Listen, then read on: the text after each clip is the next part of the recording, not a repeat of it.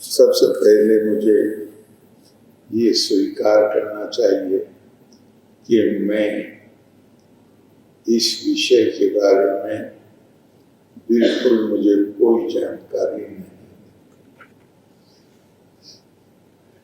लेकिन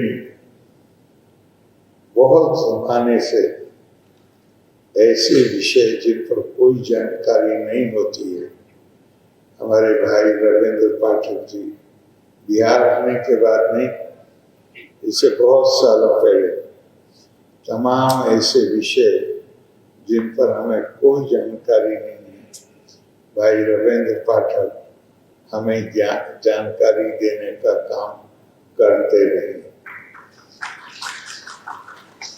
और वो उनकी बड़ी कृपा है हमारे ऊपर। तो उनकी पुस्तक का विमोचन आना ही था, लेकिन उससे ज्यादा ये कि एक नई जानकारी भी हमें यहाँ प्राप्त होगी, ये भी उम्मीद साथ में रही। आते वक्त रविंद्र भाई की किताब दक्षिण बिहार की जल व्यवस्था का लोकार्पण करके आप समझ सकते हैं कि मुझे कितनी खुशी हुई हो। प्राचीन भारतीय संस्कृति में जल को जीवन का आधार और अमृत के समान माना गया। ऋग्वेद में जल को आपका स्वास्थ्य कहकर कल्याणकारी बताया गया। जल ही समस्त जीवों के प्राणों का संवाहक है। आपो हिष्टा मयो भुवस्ता ना ऊर्जे दधातना, अर्थात हे जल, तुम आनंद का स्रोत हो, तुम हमें शक्ति और पोषण प्रदान करते हो। शास्त्रों में पंच महाभूतों में जल का विशेष स्थान। जल मनुष्य के शरीर का लगभग 70% भाग है, जो जीवन को निरंतर क्रियाशील बनाए रखता है। आयुर्वेद के अनुसार जल त्रिदोषों अर्थात वात, पित्त, कफ के संतुलन में सहायक और रोगों को दूर करने में महत्वपूर्ण भूमिका निभाता है। बल्कि एक वैदिक ऋचा में तो ये कहा गया है कि समस्त रोगों का निदान जल के अंदर, यानी अगर हमारे ऊपर है कि हम अपने अनुसंधान से, शोध से उसको कैसे प्रयोग किया जाए, लेकिन हमें एक मार्गदर्शक सिद्धांत बताया गया है कि जल हर प्रकार के रोगों का, जल के अंदर ये शक्ति है कि वो हर प्रकार के रोगों का निदान कर सके। चक्र संहिता में भी जल को शीतल, पवित्र और प्राणवर्धक बताया गया है। गंगा जलम पावनम पापनाशम, ये मान्यता जल की शुद्धि और दिव्यता का प्रतिपादन करती। हमारे प्राचीन ग्रंथों में कहा गया है कि प्यासे को जल देना सबसे बड़ा दान, क्योंकि यही जीवन का आधार। आज जब पृथ्वी जल के संकट के बारे में भविष्यवाणियां की जा रही हैं, और अभी श्रीदेव स्वामी जी ने बताया कि ये भी भविष्यवाणी है कि दुनिया में अगर तीसरा महायुद्ध होगा तो उसका वो जल के कारण ही होगा। इसलिए जल का विवेकपूर्ण उपयोग, वर्षा जल संचयन और प्रदूषण से रक्षा हमारे लिए धार्मिक, सांस्कृतिक और वैज्ञानिक कर्तव्य। पानी का संकट आज बड़ी चुनौती बन चुका है।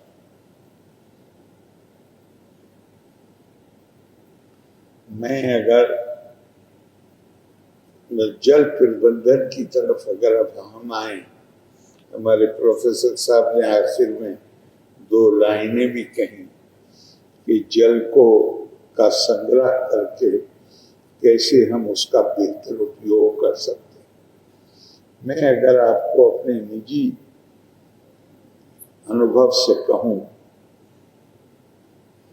तो 1974 में आपातकाल लगने से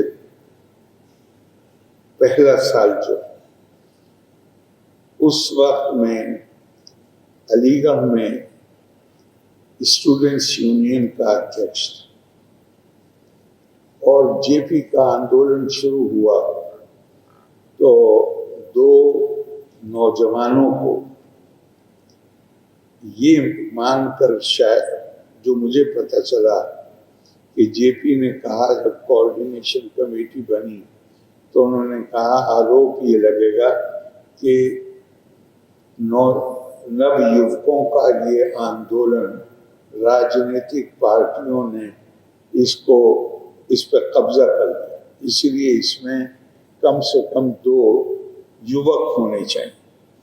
अरुण जेटली दिल्ली में प्रेसिडेंट थे, मैं अलीगढ़ में। हम दोनों को जेपी ने उसकी जो केंद्रीय समिति थी, समन्वयन समिति, हम दोनों को उसका सदस्य बनाया। उस नाते देश के बड़े बड़े जो नेता थे उस वक्त विपक्ष में, उन सब से बहुत उनके साथ बैठते थे मीटिंग में, तो संबंध बन गया। तो मैं 1975 से मैंने गुजरात जाना शुरू किया।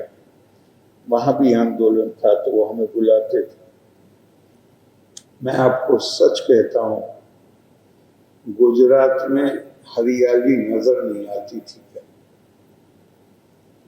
कम ही जगहों पे हरियाली नजर आती। ये प्रोफेसर साहब ने जो बात कही है, क्या नाम प्रोफेसर साहब का? अवध तिवारी जी, उसके संदर्भ में मैं ये कह रहा हूँ। आज आप गुजरात जाइए तो ऐसे लगता है कोई जगह नहीं बची है जहां पे आपको हरियाली नजर ना आए।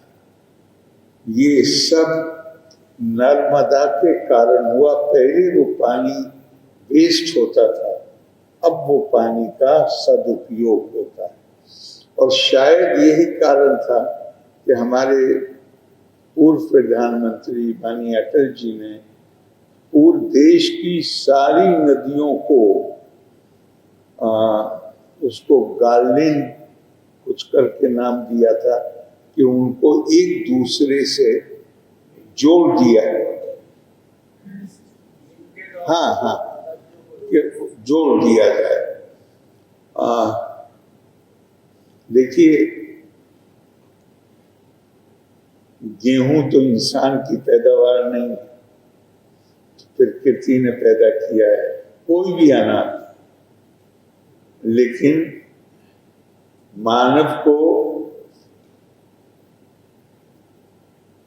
दुनिया में बहुत से प्राणी हैं,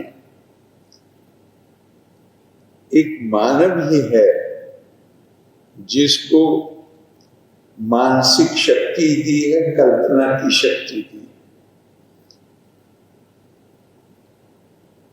हम प्रकृति ने जो दिया है उसको सुसंस्कृत बनाने का काम हमारे जिम्मे किया। रोटी को, गेहूं को या किसी भी अनाज को इस लायक बनाना कि वो हमारे स्वास्थ्य को, हमारे जीवन को बेहतर बना सके, वो काम इंसान का। दाना है, रोटी कैसे उसका आटा बनेगा, कैसे उसको पकाया जाएगा, और हमेशा हमें कल नहीं, कुछ दिन पहले कहीं बात हो रही थी, 3 दिन पहले मेरठ जिले में, तो वो यज्ञशाला का वहाँ फाउंडेशन स्टोन रखा गया था, बहुत बड़ी संस्था उसके बीचों बीच।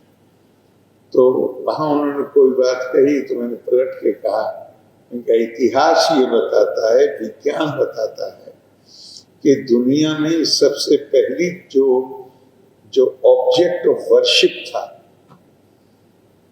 जिसकी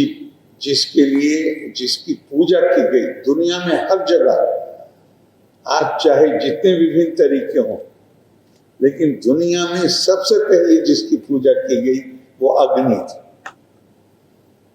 और अगर अग्नि से जो लाभ पहुंचा है, ये जो हमारा मस्तिष्क कितना बड़ा हुआ है, ये पके हुए खाने की वजह से हुआ। बहुत सारे लोग कहते हैं कि प्राकृतिक तरीके से, कई दिन प्राकृतिक तरीके से तो सारे जानवर खाते हैं, उनकी मानसिक शक्ति तो नहीं बढ़ती।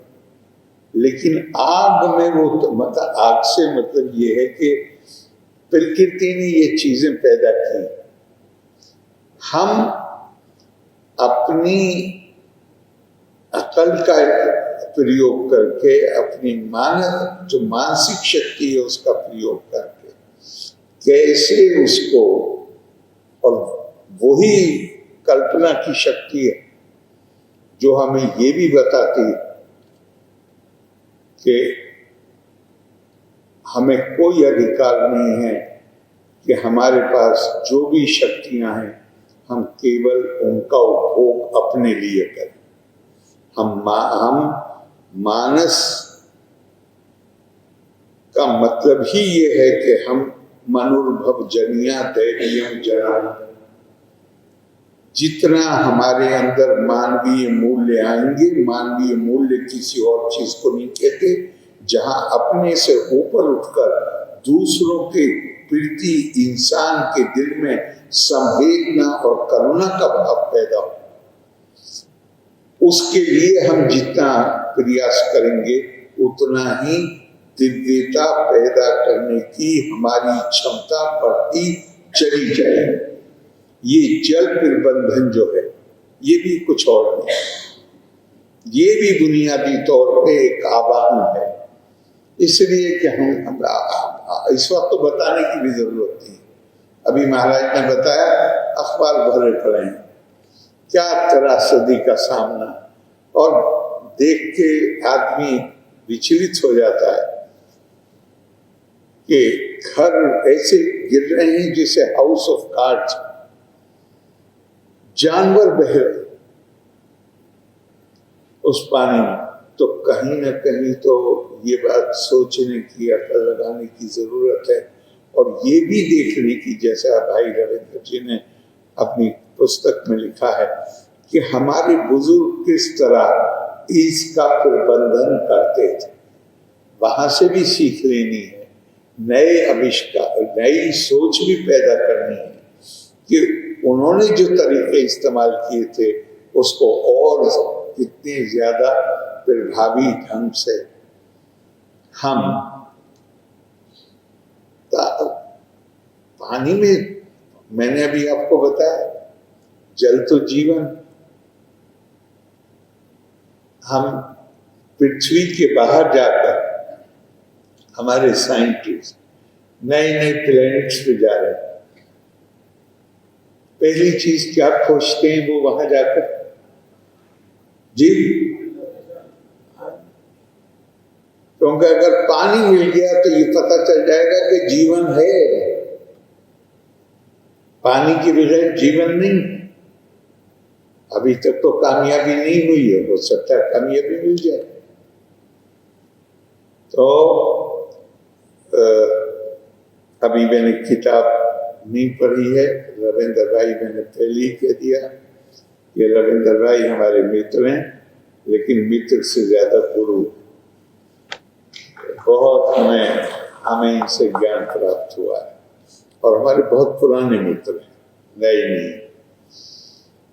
सबसे पहले इनको मैंने इंडिया इंटरनेशनल सेंटर में हमारे एक और मित्र हैं विजय प्रताप जी, उनके द्वारा एक आयोजित कार्यक्रम में सुना था और मैंने कार्यक्रम समाप्त होने के बाद इनसे अनुरोध किया था कि आपने जो भाषण दिया उसकी मुझे जो आपने तैयार किए होंगे नोट मुझे भी भेज दीजिए। तब से मेरा इनसे संपर्क है और इनकी मेहरबानी है कि मैं जब केरला में था तो भी इन्होंने कृपा की और ये केरला आके हमारे पास रुके। बहुत बहुत धन्यवाद रविंद्र भाई। तो मैं बहुत अपनी शुभकामनाएं देता हूँ और मुझे पूरा विश्वास है, इसलिए विश्वास मैंने किताब नहीं पढ़ी, इसलिए विश्वास है कि इनके बात रखने का ढंग बड़ा अनूठा है। वो आदमी के ऊपर, सुनने वाले के ऊपर बड़ा प्रभाव डालता है। मैं खुद ही, मेरे ऊपर बहुत प्रभाव पड़ा, तो मुझे पूरी उम्मीद है, विश्वास है कि इस किताब को ज्यादा से ज्यादा लोग पढ़ेंगे। इस किताब के माध्यम से एक नई चेतना पैदा होगी जल प्रबंधन के सिलसिले में, जिसमें हमारी पुरानी परंपराएं, उनका और नई वैज्ञानिक सोच का समावेश उससे ज्यादा प्रभावी ढंग से हो सकेगा। मैं आपको फिर एक बार बहुत बहुत बधाई देता हूँ, धन्यवाद देता हूँ इस किताब को पब्लिश करने के लिए। यहाँ जो मेहमान आए हैं उनके प्रति उनका स्वागत और अभिनंदन करता हूँ। लोका समस्ता सुखिनो भवन्तु। धन्यवाद। जय।